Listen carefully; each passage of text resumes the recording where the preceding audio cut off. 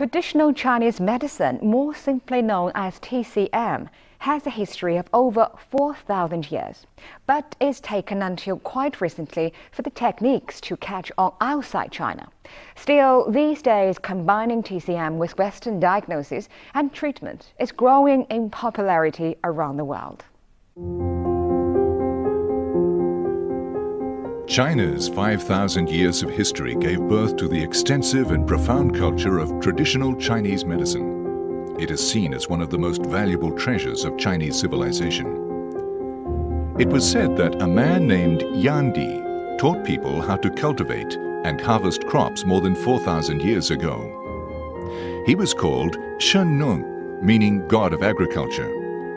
Beyond just introducing farming, Yan Di also experimented with all these plants to see whether some of them could cure diseases. This is the origin of traditional Chinese medicine, also called TCM for short.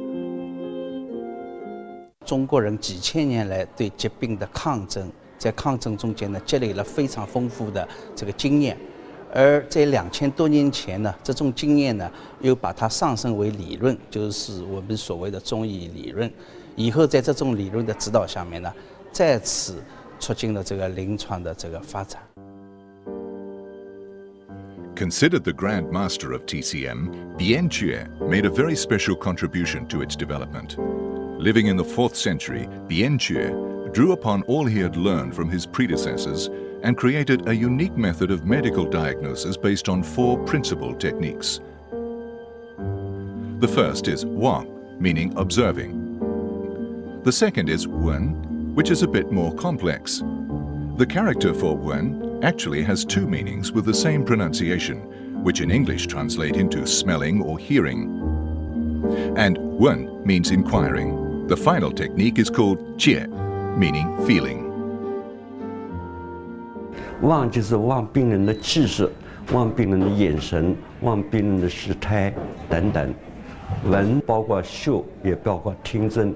那问病是问病人的痛苦所在，那发病的情由，那等等。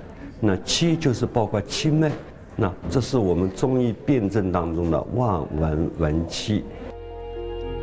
Internal medicine had been well developed long before surgery. Since people believed their parents created their bodies, they didn't have the right to damage them. As a result, TCM surgery practices developed very slowly. Perhaps most famous of all early surgeons was Hua Tuo, who lived in the 2nd century. Hua Tuo was not only good at diagnosing and prescribing medicine or acupuncture, he also had a profound understanding of surgery.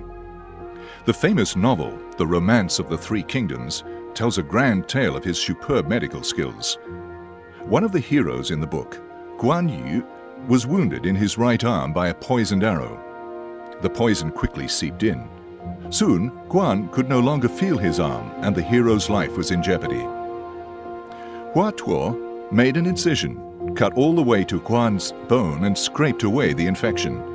Soon, Guan Yu recovered from his injury. 到了这个东汉的时候呢，我们出现了一位非常有名的外科学家，那就是华佗。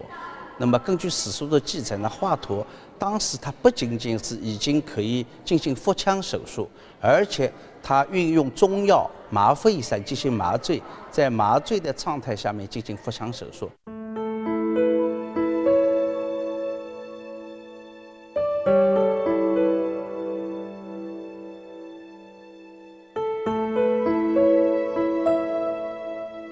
Acupuncture is another type of TCM with a long history in China.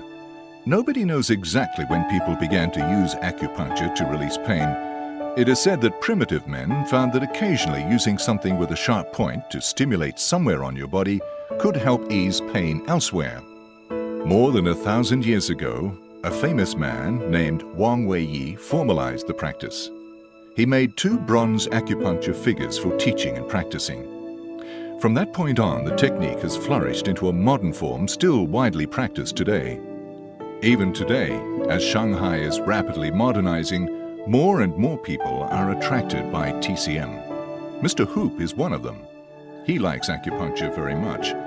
Visiting TCM doctors is always part of his busy schedule.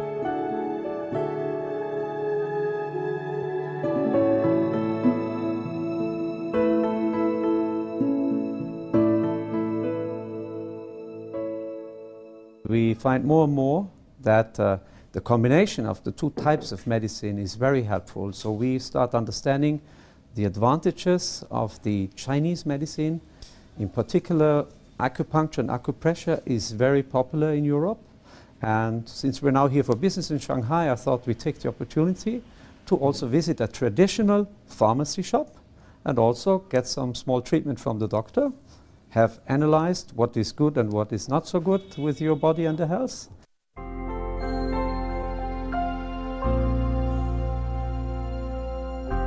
Nowadays, people believe that the combination of Chinese and Western medicine is a good way to cure diseases. But Western medicine triggered a lot of different opinions in the medical field when it was introduced into China in the 19th century. First,